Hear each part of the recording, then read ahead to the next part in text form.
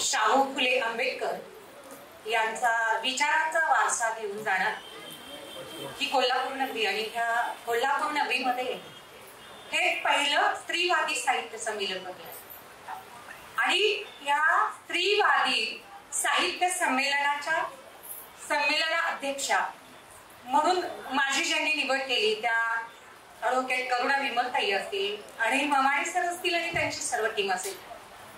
मला ह्यावेळी अगदी मोकळेपणाने एक विचार मांडायचे की मी एक प्राथमिक शिक्षिका ते साहित्यिका इथपर्यंतचा माझा प्रवास आणि ह्या व्यासपीठावर एक संमेलनाध्यक्ष म्हणून उभी राहणं म्हणजे आता जर व्यासपीठावर मी बघितलं तर माझ्यापेक्षा विचारांनी थोर असणाऱ्या अनुभवानी मोठ्या असणाऱ्या ज्यांचं कार्यकर्तृत्व डोंगरा एवढं आहे त्यांच्या पुढे मी ठेंगणी आहे.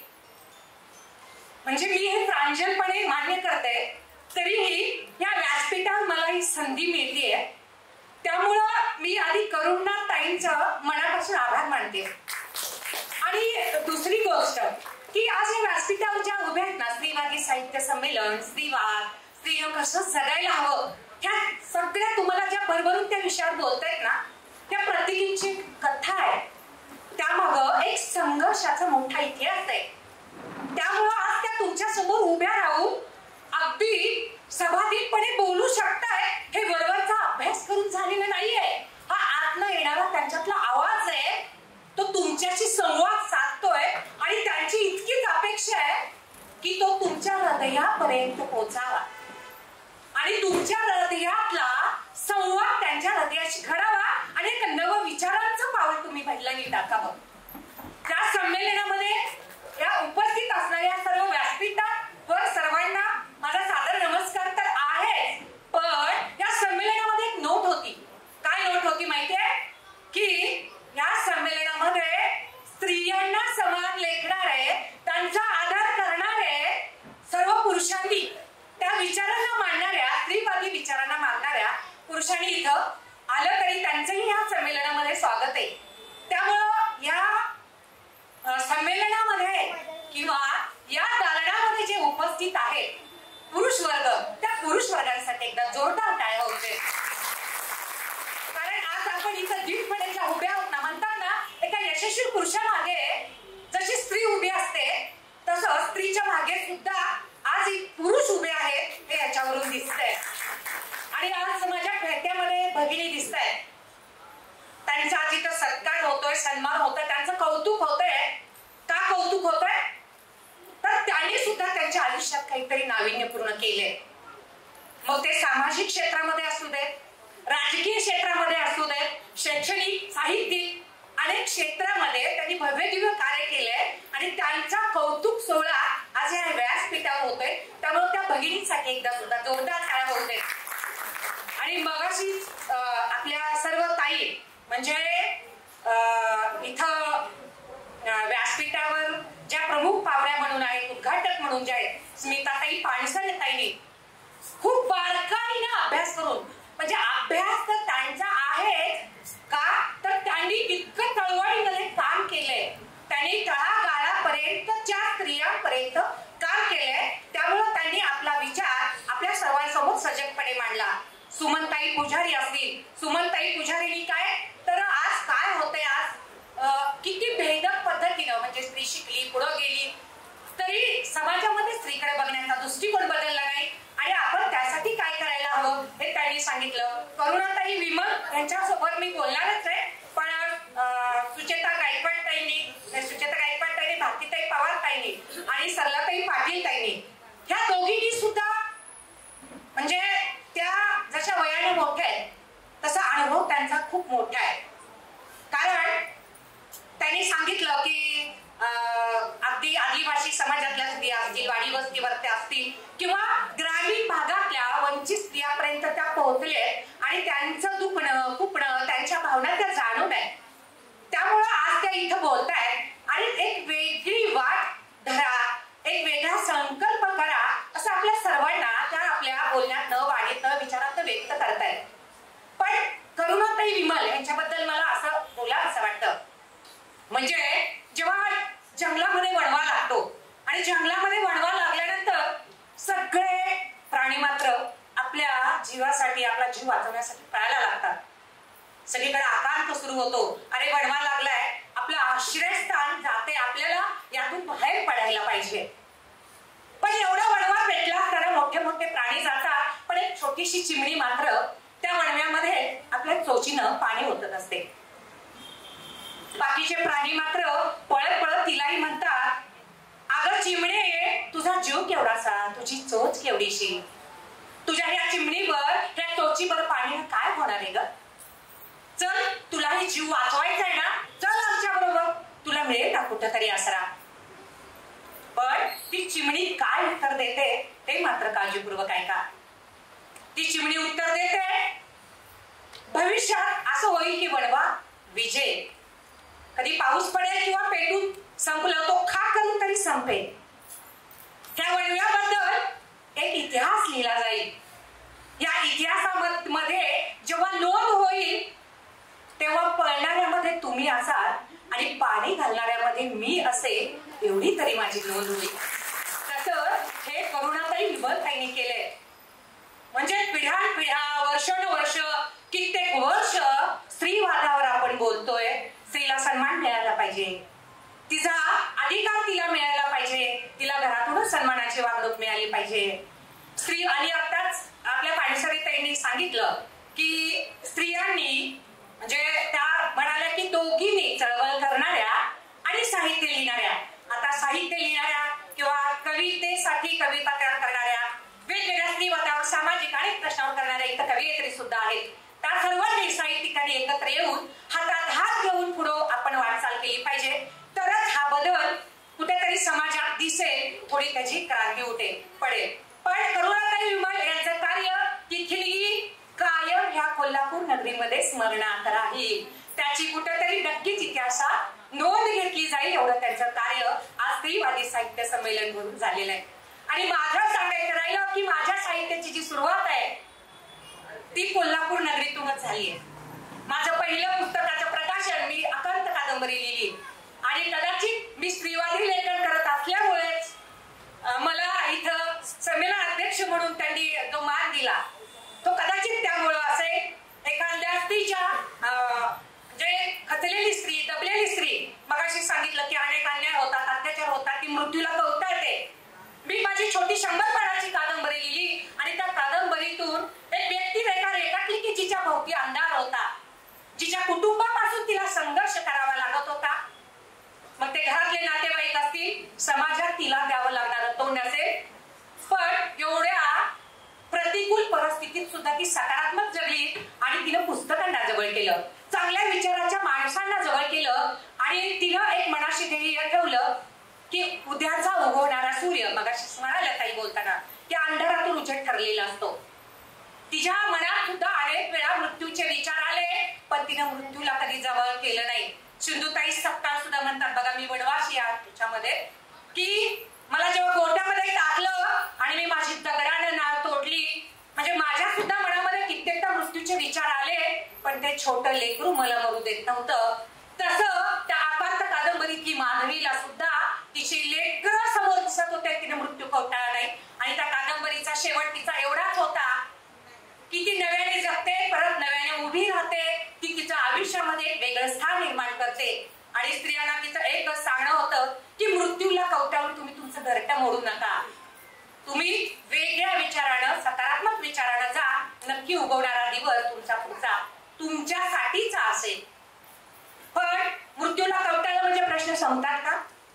तिच्या मृत्यूनंतर सुद्धा अनेक शिंतोडे स्त्रीपणावरच मारले जातात. ती अशीच होती, ती तशीच होती, आणि सगळ्यात मोठा शिंतोडा मारला जातो तो तिच्या चारित्र्यावर. आणि चारित्र्यावर शिंतोडा मारला की ती खसते, दबते, आणि तिला त्रास देणार. आपण म्हणतो की चळवळ उभी केली पाहिजे, वेगळा विचार नेला पाहिजे. म्हणजे आपण 3 पद्धतीनं विचार करतो: स्त्रीवादी, स्त्रीमुक्ती आणि स्त्री समरसता. आता स्त्रीवादी म्हणजे काय? आता मगाचपासून त्या विषयावर बरंच बोलणं झालं की स्त्रीवादी म्हणजे काय. आपल्याला पूर्वीपासून नाकारलेली, म्हणजे स्त्री मुलं तिच्या पुरुषाच्या समान न येता तिला नाकारलेली समाज व्यवस्था, घरातल्या करत्या पुरुषांकडून तिच्यावर लादले जाणारे, मग ती स्त्री असेल पुरुष असेल, तिला शैक्षणिक, आर्थिक, सामाजिक क्षेत्रात तिचं नाकारलं जाणारं स्थान, म्हणजे ती कर्तृत्वान असली तरी तिला पाठीमागल्या बाजूला. आता थोड्या स्त्रिया विचारित झालेत, पण नोकरी करणाऱ्या स्त्रियांना सुद्धा त्यांच्या पगाराचा हिशोब द्यावा लागतो बऱ्याच वेळेला. बऱ्याच जणांची समाजात जरी आमच्यासारखं ती व्यासपीठावर बोलणारी असली तरी घरात गेलं की परत स्त्रीवाद बऱ्याच वेळेला सुरू होतो की परत लाटणं हातात घेऊन त्याच पद्धतीनं पदर खोचून आणि ताट पुढंच नेऊन ठेवावं लागतं. असं बऱ्याच वेळेला होतं. तर ही गोष्ट म्हणजे तिच्या स्वतःमध्ये काहीतरी जागरूकता यावी की तिनं आधी स्वतःला न्याहाळावं. तिच्यामध्ये मी कोण आहे, मला काय केलं पाहिजे, आणि मी जर मिळवते, मी कमवते तर मलाही बोलण्याचा तितकाच अधिकार आहे, मलाही समानतेने वागण्याचा, घरातल्या कुठल्याही निर्णयामध्ये मला सहभागी होण्याचा अधिकार आहे. ही समज जेव्हा वाढेल ना तर तोच खरा स्त्रीवाद आहे. त्या गोष्टीला जागा होणार. आता स्त्री मुक्तीवाद म्हणजे काय, तर परंपरागत काही लोखंड मगाशी सांगितलं की पूर्वी सती प्रथा होत्या. आता ते मगाशी विषय झाला की नऊवारी साडी घालणं, अगदी आम्ही एकत्र बसल्यानंतर फेटा बांधायचा का नाही बांधायचा, ह्या विषयावर सुद्धा बरंच विचार मंथन झालं. आणि आमच्या जाणकारांना अभ्यास काही सगळे असल्यामुळं आम्ही बांधायचा ना बांधायचा करून आपला बांधून घेतला. तर म्हणजे हे कुठेतरी व्हायला पाहिजे की ज्या बारकाईनं त्या स्त्रीवादाचा ज्या अभ्यास करणार आमच्या भगिनी ताई आहे, हे एकत्र येऊन ह्या गोष्टीवर कुठेतरी लढा व्हायला पाहिजे. मग ती स्त्री मुक्तीवादी होईल. मग ती नुसती स्त्री मुक्तीवादी म्हणजे काय, आता कोल्हापूर जिल्ह्यातलंच एक आदर्श उदाहरण घ्यायचं झालं तर हेरवाड गावातलं ते उदाहरण कोल्हापूर जिल्ह्यात. तर शासन काही कायदे करतं स्त्रियांसाठी आणि ते कायदे सगळीकडे आदेश करून निर्गमित केले जातात आणि ते आपण आदेश स्वीकारतो. पण कोल्हापूर जिल्ह्यातला एक आदेश असा आहे की ती ग्रामपंचायत निर्णय घेते की विधवा स्त्रियांना सन्मानानं वागवायचं, त्यांची ओटी भरायची, गावातल्या कुठल्याही कार्यक्रमामध्ये त्यांच्या हस्ते उद्घाटनामध्ये त्यांना सन्मान द्यायचा. हा त्यांचा निर्णय मीडियाच्या माध्यमातून बाहेर जातो आणि तो निर्णय शासन स्वीकारतं आणि तो सगळ्या ग्रामपंचायतीने लागू होतो. म्हणजे एका गावात कोपऱ्यात घेतलेल्या स्त्रियांनी निर्णय तो अख्ख्या राज्यभर लागू होतो. हीच तर खरी क्रांती म्हणावी लागेल, ही स्त्रीवादाची क्रांती. आणि ती नुसती त्या गावापुरती मर्यादित नसावी, तर ताईने मगाशी सांगितलं की ती घरापासून सुरुवात पाहिजे. माझ्या घरामध्ये एक विधवा स्त्री आहे किंवा माझ्या घरामध्ये परित्यक्ते आहे, तिला अनेक संघर्षातून जावं लागले आणि तिला ती वाट सोडून तिला एकटी राहण्याचा निर्णय घ्यावा लागतोय. तर अशा वेळेला आपण स्त्रियांनी तिच्या बरोबर असायला पाहिजे. बहुतेक वेळेला असं होतं की स्त्रीवाद म्हणून आपण इथे येतोय, समानतेने वागवायचं येतोय, पण कुठेतरी अंतरंगात आपल्या स्वतःला विचार करायला पाहिजे की एक मैत्रीण म्हणून आपण तिच्या जवळ किती जातो, तिच्या दुःख, वेदना, भावना समजून घेऊन तिला आधाराचे शब्द किती देतो, ती उठून उभी राहावी, ती मानसिक दृष्ट्या खचली आहे तिला उभं करावं, ह्यासाठी आपण किती प्रयत्न करतो. हे आपण पण एक महिला म्हणून, एक स्त्री म्हणून कुठेतरी विचार व्हायला हवा. विधवा स्त्रियांच्या आपण कार्यक्रमात जाऊन ओटी भरतो, पण माझ्या घरातल्या स्त्रीला मी किती सन्मानानं वागवतो, तिला नव्यानं उभा राहण्यासाठी तिच्या पंखामध्ये बळ किती भरतो. ती चार चौकीत जेव्हा नथ घालून नटते उभी राहते ना, तेव्हा बघण्याच्या नजरा माझ्याच भगिनीच्या तिच्याकडे कशा होतात. हे आपण आपली दृष्टी बदलायला पाहिजे ना. आपली दृष्टी बदलली तर आपण पुरुषवादावर बोलू शकतो. नाहीतर त्यांनीच केलं आणि मी दमून राहिले, आता तितकं दमून राहिलं का आपण. आता आपल्याला थोडी मोकळी काय तर त्या अंगानं स्वतः कुठेतरी विचार करायला हवा. माझ्याकडे आता मी शिक्षिका आहे आणि माझ्याकडं पहिलीमध्ये एक लेकरू घेऊन एक स्त्री आली आणि अगदी खचलेली, ते पदर खोचलेला, केस विसरलेले, हवालदिल झालेली होती ती. का परिस्थितीमुळं 10वी शिकलेली होती, अंगणवाडीचा डिप्लोमा झालेला होता, पण अडचण काय होती तर तिला पुढे जाण्यासाठी काहीच नव्हतं. घरच्यांनी तिला हाकलून दिलं होतं. ती माहेरी आली होती आणि माहेरी आल्यानंतर तिला असं वाटत होतं मी नुसती जगण्याचा भार आहे, माझं पुढचं भविष्य काय, माझे वडील सक्षम आहेत तोपर्यंत करतील, पुढचं माझं भविष्य काय. तर आल्यानंतर मी त्यांना सांगितलं तुम्ही अंगणवाडीचा तुमचा कोर्स झालाय बालवाडीचा, तर तुम्ही अर्ज करा, काहीतरी होईल. आणि भविष्यात तसं झालं. त्यांनी अर्ज केला, नोकरी लागली, त्या स्वतःच्या पायावर उभ्या राहिल्या आणि स्वतःच्या पायावर उभ्या राहिल्यानंतर लगेच सासूबाईंनी त्यांना बोलवलं पूर्ण केलं की आमच्याकडे तो राहिला येईल. कारण त्यांचे जे दुसरे मोठेगिरी होते ते सुद्धा वारलेले होते. आता सासूबाईला सुद्धा कुणाचा आधार नव्हता. मग ही सून कमवती आहे ती आपल्याला जेव्हा पती वारले तेव्हा हाकलून काढलं, पण नोकरीला लागली तेव्हा जवळ बोलवलं. तिनं मागलं विसरलं, कारण तिला वाटलं शेवटी सासर ते सासर आहे, भविष्यामध्ये भाऊ भाऊजाई कुणाचे असतात, आपण जाऊन राहायला हवं. तिथं जाऊन त्या राहिल्या आणि तिथं राहिल्यानंतर एक स्त्री म्हणून त्या सानिध्यात आल्यानंतर तिचंही विश्व आहे, तिचंही जगणं आहे. एक व्यक्तीने एक मंगळसूत्र नसलं म्हणून जगणं नाही राहते तिचंही भाविश्व आहे. तिच्या मुलीनं माझ्यासाठी गजरा केला आणि त्यांच्यासाठी एक गजरा केला. तो गजरा फक्त त्यांनी केसात माळला म्हणून सासू तडातड त्यांना बोलून गेली. ते लागणं, ते बोलणं त्या बाईच्या जिवारी लागलं. आणि दुपारी जेव्हा त्यांचं अंगणवाडी सुटली तेव्हा येऊन त्या धडाधड माझ्या भोवती मिठी घालून रडल्या. तेव्हा अशा स्त्रियांना आपण उभारी दिली पाहिजे. बाई सासू म्हणे, चांगल्या गोष्टीला कान उघडे ठेवूया, वाईट गोष्टीला बहिरे होऊया. चांगल्या गोष्टीसाठी उघडे ठेवूया ना. आपण आता काय बघतोय, आपण सगळ्या अधीन झालोय. कुठल्या गोष्टीला अधीन झालोय? सोशल मीडियाला अधीन झालोय. बरोबर आहे ना. आता इथं बसल्या बसल्या किती जणांचे फोटो स्टेटस वर गेले असतील, किती जणांचे. आता मी कशी साडी घातली का ते आमचाही विषय होता, आम्ही त्यातला अगदी बसल्या बसल्या सुद्धा आम्ही साडी दागिने, ते स्वाभाविक गुण आहेत आपले.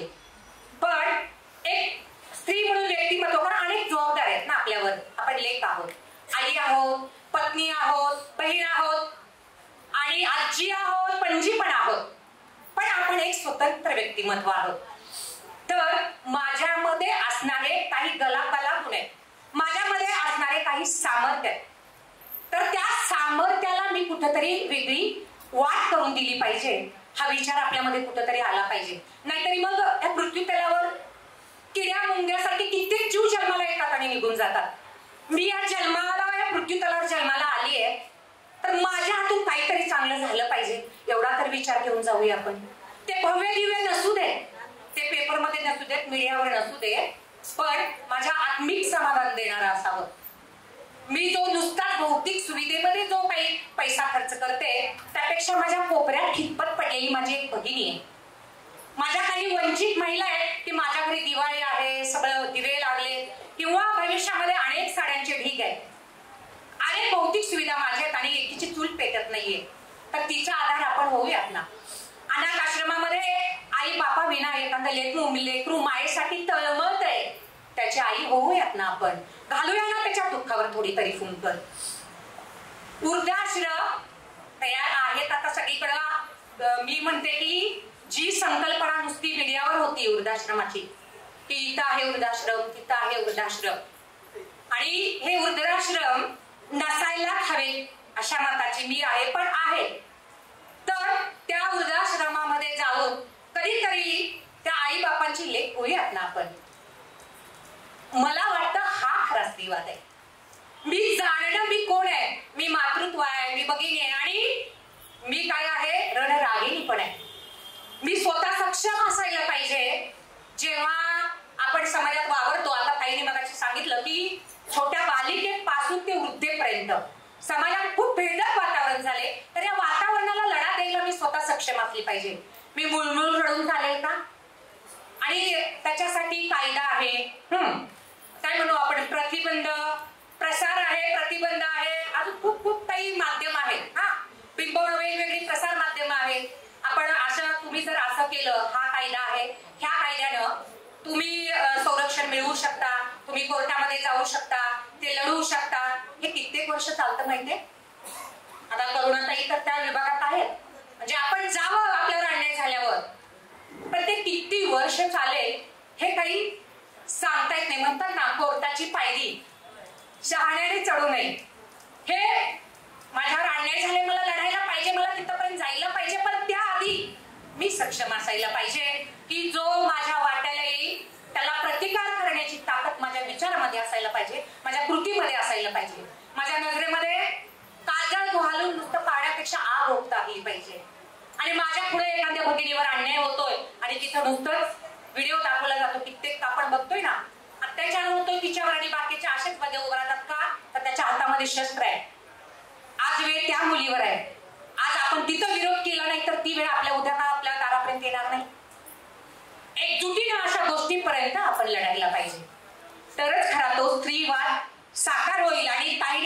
सांगितलं मगाशी की स्त्रीवादी साहित्याचं लेखन केलं पाहिजे, तर आता इथे उपस्थित असणाऱ्या सर्व साहित्यिका आणि स्टेजवरही असतील आम्ही सगळेजण शब्द देतो की कारण ते खूप आतवर गेलं पाहिजे. कारण आपण लिहिलेलं आपल्या कृतं न राहता जेव्हा आपण त्याचं प्रकाशन किंवा प्रसार माध्यमातून जाणार आहे तर ते दुखणं दुसरीची व्यथा असू शकते, ती सुद्धा त्याच वेगेत खचलेली असू शकते. मी एक कथा लिहिली होती ओला स्पर्श म्हणून. तर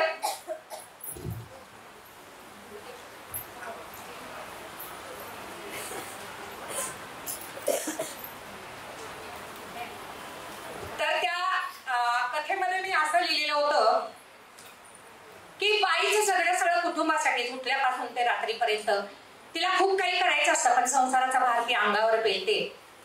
सकाळी धार काढता काढता उगवणारा सूर्य तिला पाहायचा असतो, चूळ चूळ चूळ धार काढताना येणारा तिला आवाज आपल्या कानामध्ये साठवायचा असतो. तोपर्यंत सासूची हाक येते, काय ग बघत बसलीस तिकडं, कर की स्वयंपाक लवकर, अगं जायचंय तुझ्या नवऱ्याला ड्युटीवर. झालं, तो निसर्ग डोळ्यात टिपणं ती सोडून देते आणि आज स्वयंपाकाला लागते. मणीचं पिल्लू किचन मध्ये गेल्यावर तिच्या पायाशी लुडबुड करत असतं. त्या पिल्लावर थोडा मायेचा हात फिरवावा, त्याला जवळ घ्यावा असं तिला वाटतं. तोपर्यंत सासऱ्याचा आवाज येतो, झाला का नाही चहा सुनूबाई, आणखी लवकर बाहेर. त्या पिल्लाला ती तशीच बाजूला लोटते. चहा भाजीला फोडणी देता देता बाथरूम मधून नवऱ्याचा आवाज येतो, अगं टॉवेल घेऊन ये ना आज जरा. ती टॉवेल घेऊन जाते. तो रोजचा कसा पळत असतो. त्याचा टॉवेल देताना होणारा अंगाला स्पर्श की आपल्या नजरेत भरतोय आणि त्याच्या नजरेवर नजर टाकते. तिला वाटतं एवढ्या तरी स्पर्शामध्ये मी त्याला शोधतीये, त्याच्या डोळ्यामध्ये मी माझं जग शोधतीये. आणि ती त्याला म्हणतीये, अरे माधव, हे असं किती दिवस, एक दिवस तरी माझ्यासाठी, हे रोजच पळलं रे तुझं. आणि कधीतरी केसात दगरा मारून आपण जाऊया ना कुठंतरी. तो म्हणतो, हो नक्कीच जाऊया, आता मुलांची जबाबदारी आहे ना, मुलं मोठी व्हायला पाहिजे, शेतातलं काम आहे, सासू सासरे कसं जायचं हे सगळ्यांना हे करून बघू आपण जबाबदारीतलं पुढं. झालं, जबाबदारी ती शिक्षण त्या लेकरामध्ये जमिनीमध्ये गुंतून जाते.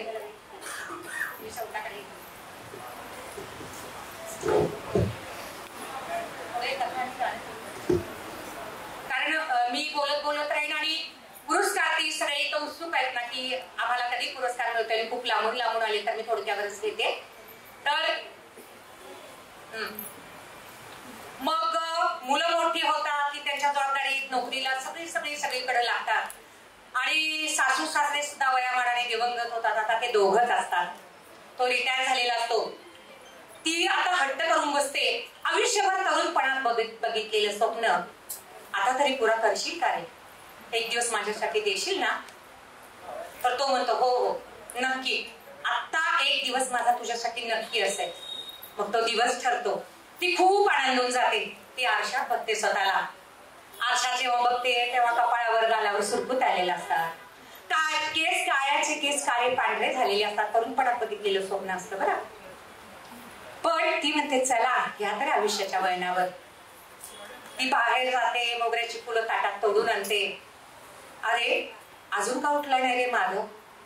ती फुलं ठेवते आणि माधवला उठवायला जाते, त्याला हलवते. अरे उठ ना माधव, आज आपण जायचंय ना फिरायला. माधव काही हलत नाही. ती जोर जोरात हलवते. अरे माधव उठ ना रे, फिरायला जायचंय ना आज आपल्याला. माधव काही हलत नाही. ती डॉक्टरांना बोलवते, आरडते ओरडते. शेजारी गोळा होता. माधव कधीच तिला सोडून दिलेला असतो. माधव कधीच तिला सोडून गेलेला असतो. आणि ती काय विचार करते, अरे ती आक्रांत करते जीवाचा, माझं स्वप्न भंगलं. अरे मला एकदा तरी आयुष्यातला एक दिवस तरी माझ्यासाठी तू द्यायचा होतास, तो मला देऊ शकला नाहीस. ती खूप विनंती, कारण तिचं आयुष्य, तिचे स्वप्न, तिचं प्रेम फक्त वर्तुळ असतं माधव. ती तिचं सगळं जगणं हरवून जाते आणि तिला लेकरं तिच्या जिथं नोकरीला तिथे घेऊन जातात. आई तो गावाकडे एकटी कशी राहायची.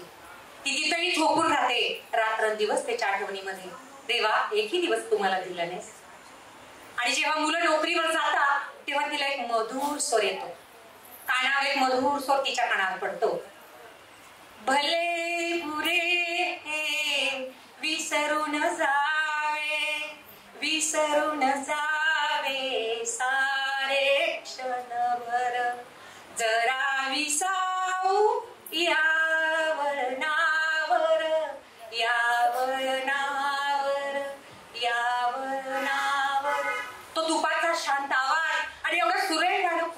नये म्हणून ती झप झप झप झप खाली येते. तर एक 80 की आजी, गुलाबी रंगाची साडी, आंबाडा केसावर माळलेलं फूल, आणि ती त्या बाकावर बसून सुंदर गाणं गात असते. ती त्या आजी शेजारी बसते. आजी शेजारी बसल्यानंतर आजी एकच कटाक्ष तिच्यावर टाकते आणि मायेनं तिच्या अंगावर हात फिरवते. तिच्या अंगावर हात फिरवल्यानंतर ती आपली आई समजून ओक्साबोक्षी रडते, तिचं दुःख मोकळं करते. आणि ती आजी तिला विचारते, बाई का रडतेस, का रडतेस तू?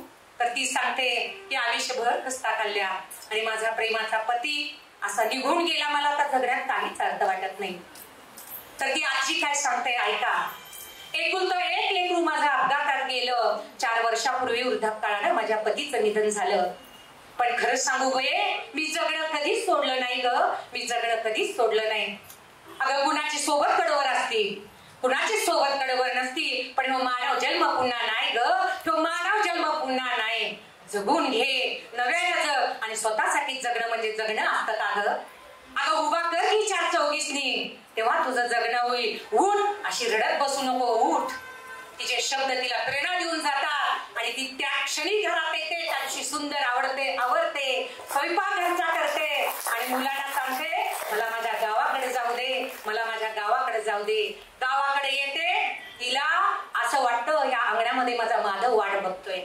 त्याच्या अनेक आठवणी त्या अंगणामध्ये असतात. ती नव्यानं उभी राहते, बचत गट चालू करते आणि अनेक वंचित स्त्रियांना ती उभी करते आणि अनेकांची आई ती होते. असा इतिहास आपण घडवूया.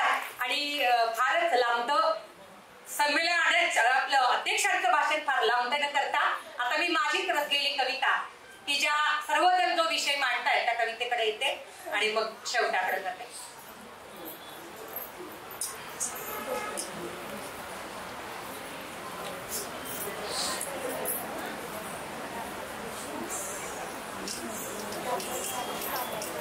बघा, कवितेचं नाव आहे बाईपणाचा दिवा. म्हणजे आताच्या वातावरणावर त्या डॉक्टर ताईचं असेल किंवा पाठीमाग कोलकातामध्ये झालेला डॉक्टर महिलेवरचा स्त्री बलात्कार असेल, मग अशीच कोल्हापूर जिल्ह्यातली घटना सांगितली त्या मीडियामध्ये आल्या म्हणून, त्या पडद्याच्या माझा असा किती अन्याय अत्याचार असेल, बरोबर आहे ना? पण आपणच कुठं तर त्यासाठी जागरूक व्हावं, त्यासाठी मी माझी कविता लिहिली. कवितेचं नाव आहे बाईपणाचा दिवा. किती अमानुष, किती भयावह, माणूसपणाला काळीमा फासणारे, डोके सुंद आणि उगाच आवाजणारे.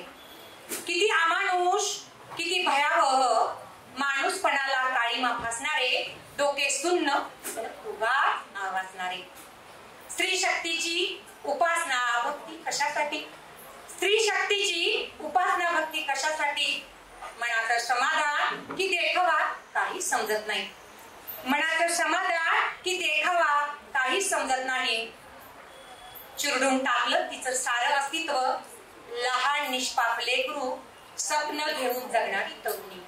चिरडून टाकलं तिचं सारं अस्तित्व, लहान निष्पाप लेकरू, स्वप्न घेऊन जगणारी तरुणी. जिद्दीने अंधहात तुडवत चालणाऱ्या तिलाही, जिद्दीने अंधहात तुडवत चालणाऱ्या तिलाही. कुठे मिळतोय न्याय? कागद उडवतोय खिल्ली. कुठे मिळवतोय न्याय? कागदही उडवतोय खिल्ली.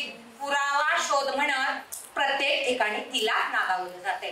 कोर्टामध्ये तुम्ही तोंडी माझ्यावर अन्याय झाला म्हणून चालत नाही, तर तिथं सबळ पुरावे असतील तरच काहीतरी वाट पुढे जाते. तुम्ही तोंडी असं केलं तसं केलं ते होईल, पण सबळ पुराव्यावर, म्हणजे तुमच्याकडे पुरावे असतील तरच तिथं तुम्हाला न्याय मिळतो. प्रत्येक ठिकाणी तिला नागावलं जातं. म्हणजे कोर्टामध्ये वेगवेगळे प्रश्न वेगवेगळ्या पद्धतीनं स्त्रीला विचारले जातात. मग इथं येऊन येण्यापेक्षा मी घरातच बसले असता असं कधी कधी वाटून जातं. आवाज उठेल मेणबत्त्या पेटी, कोरडी सहानुभूती मीडिया समोर येईल.